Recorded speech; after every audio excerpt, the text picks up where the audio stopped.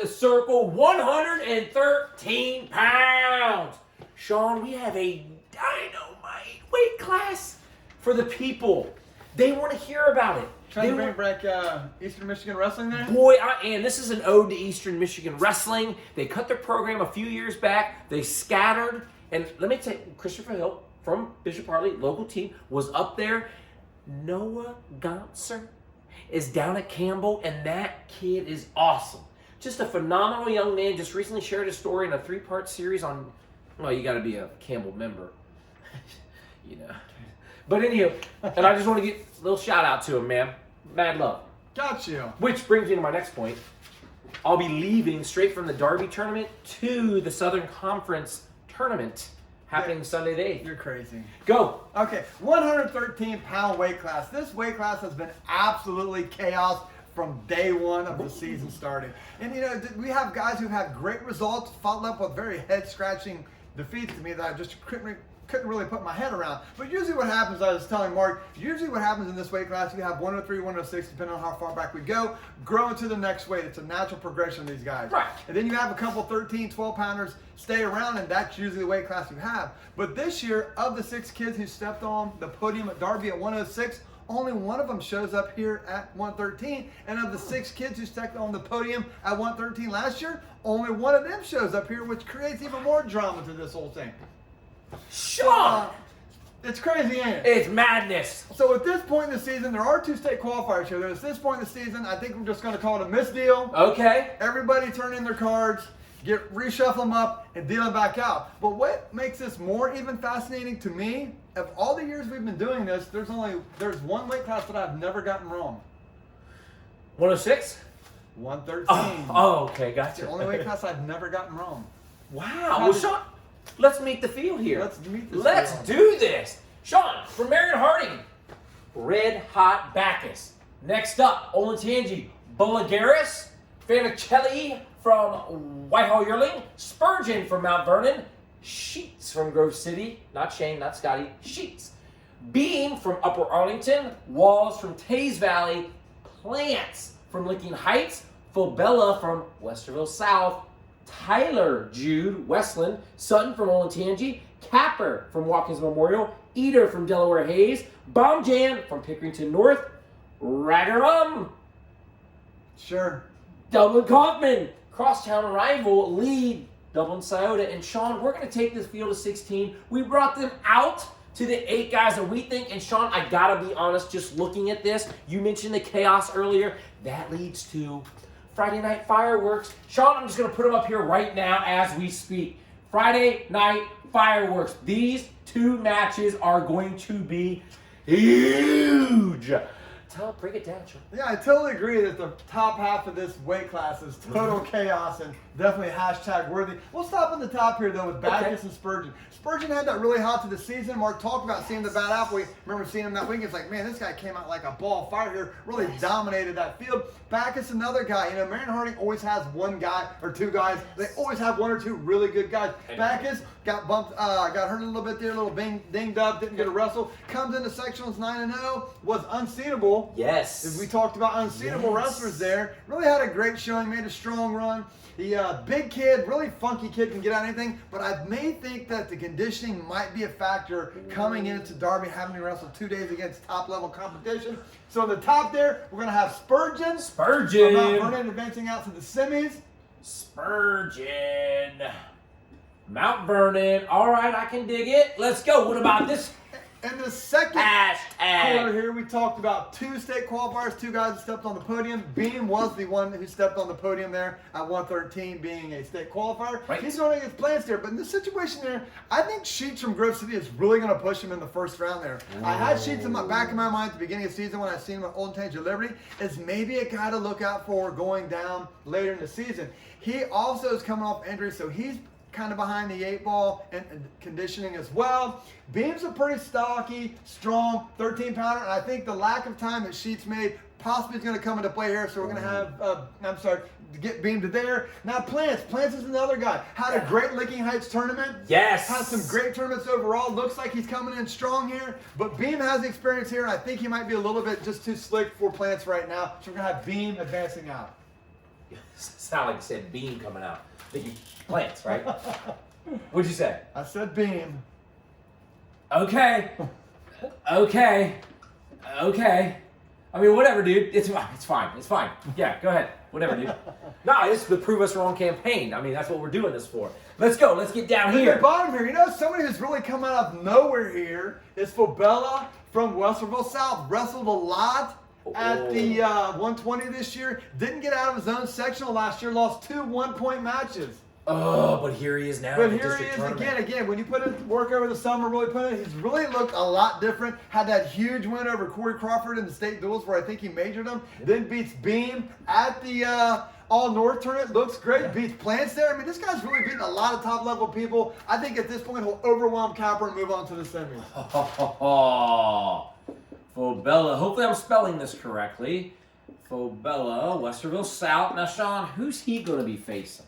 At the bottom here, Lieb was the district champ. He's the one guy from 106 that stepped on the podium to come up to 113. He's had a little bit mixed results here, but I think at this point, he's just a little bit too advanced for Eater, and we're going to have Lee coming out to the semis. We've got Lee coming out to the semifinals. Sean, these quarterfinal guys are going to switch over here. Now, we have an interesting situation here in which Capper is going to end up coming in here, dropping through, and he's going to have that guy Sheets that you were talking about. We also have Eater coming up here from Delaware Hayes. Let's not forget about what's crossing over. You said Plants, okay, from Licking Heights, and then on top we have Bacchus, Bacchus, Marion Harding. Sean, let's walk through this and get them out to the Conso semis from the Conso quarters. Yes, Mark, tell me why we have the Sheets Capper rematch on our board. Well, they've wrestled before, hence the word rematch. And if you recall, do you remember where they wrestled? At the Kevin Cleveland tournament? Yes, they did. And an interesting note, up until yesterday, this was his last loss at the Kevin Cleveland. Capper suffers the loss in the finals, and here we go. We've got him back. It's funny how history repeats itself. Oh, isn't it? yes, it is. It's also funny how history repeats itself. Okay. So in this scenario, what are we going to do here? Capper was up kind of big. Sheets got on top, kind of worked him over and got the pin. In this scenario, I think Capper will learn from that mistake. I think he'll make adjustments again. Sheets is coming off injury, might be a little bit behind the 8 ball here, and we're going to go with Capper advancing out. And at this point, I'd like to remind you to please watch the PSA. That's for you, Sheets Eye. We love your kid, man. We love your kid. Watkins Memorial. Now we have these guys. Let's bring them out. Can Capper string 2 together? We are going to stay at top here, and I think Capper is going to string them together again. I think he's a kid that's maybe cutting a little bit of weight. Both these guys are going to be extremely big on day 2, but I like Capper. Mark talked about it. He had that big string where he's hadn't lost in maybe a month. When you lose after going that long, you kind of get more hungry. You truly do get hungry. I think he's going to keep that success going here. Down at the bottom here, Bacchus again, a guy who looked exceptional at the sectional tournament, coming in great. Coaching staff they have up at Marion Harding is absolutely phenomenal. But Plants is coming along really good, and I think Plants is going to make the difference here and make the needed adjustment to advance out. Plants, Licking Heights. Who they going to wrestle, Sean? I don't know how a bracket works. You got to explain that to me. Explain it to you here? Yeah. I would have, I might have it. I'm Go not ahead. really too upset with the pairing here. Really? I think if we were going to make, well, I do think this is fair pairing if we go off of this 2020 criteria. Okay. You do have the state qualifiers separated from each other. Okay, fair. I get that where everything else is big. We're going to stay in the top here. Again, Spurgeon has really looked great at the beginning of the season. He's had some points where he went up to the Maumee Bay, really didn't have the success he wanted to, and then didn't look good in the finals of sectionals. But I think his style will be the difference against Beam, and I'm going to have Spurgeon moving out here. Wow. Upending state qualifier Beam. Big time. Boom. Oh, what? What are you doing there, bud? I was saying wow and trying to spell stuff. You just can't do 2 things at once. Yeah, I can't give you your Frankie Mulligan 2 ways in a row. That's true. All right, what about down here? Fobella versus Lee. Great match. Great. If we hashtag Saturday events, this would be a hashtag. But we don't. It's only Friday Night Fireworks. Let's talk. Yeah, Fabella's the new face here, right? Because we talked about it. Didn't get out of sections, but really has wrestled well. I think, as Mark said, we might have liked to see those guys separated in the bracket. But since it's 2020, we have to go off of last year's results. We can't do that anymore. I mean, this dude's coming in. Last time I seen something this hot was fire. Whoa! I mean, he can't do more. But Lee's really looked good to me. He's been all over the place. He had really a terrible Old Tangier Liberty. I think they even admit it was terrible. But then he goes to Brecksville and looks phenomenal to me. I think being down at 113 has been a lot better for him. I think he's adjusted better to it. And I just think I always see those Dublin-sided guys really make a step forward come Derby. So I'm going to stay with defending champ here and go Lee from Dublin-Scioto. Yes, this guy is a dog. Man, he's killing it. Now, these guys are going to come over. We've got Beam up here, staying up top from UA, and he's going to be taking on Fabella. Fabella, thank you. Fabella from Westerville South.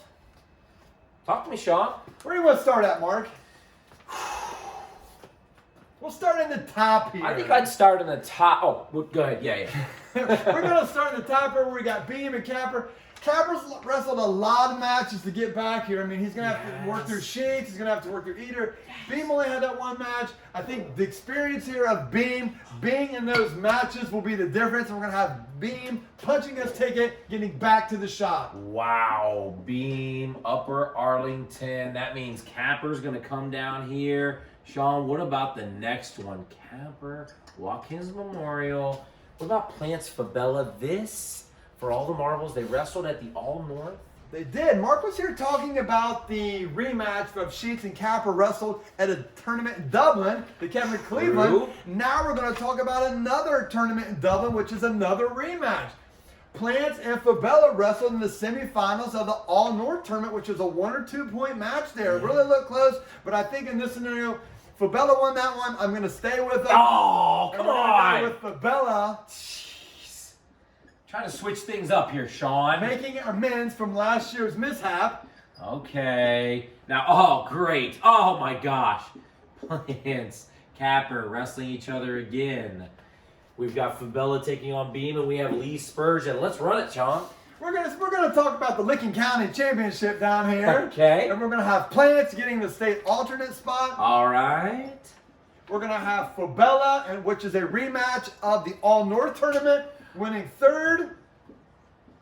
Fabella, Westerville South. Oh, what about this one, Sean? And since this is the weight class of rematches and hoping to keep my streak alive, we're gonna go with Dylan Lee of Dublin-Scioto Dylan Lee as your champion of the 113-pound keep streak alive whiteboard prediction. The Prove Us Wrong campaign is in full effect. Your champion at 113 pounds, Dylan Lee from Dublin-Scioto. Spurgeon, Mount Vernon, your runner-up. Third place, Fabella from Westerville South. Beam, Upper Arlington, punching his ticket again. Your state alternate is Plants from Lincoln Heights. And followed by your district place winner, Capper from Watkins Memorial. And now you are inside the circle.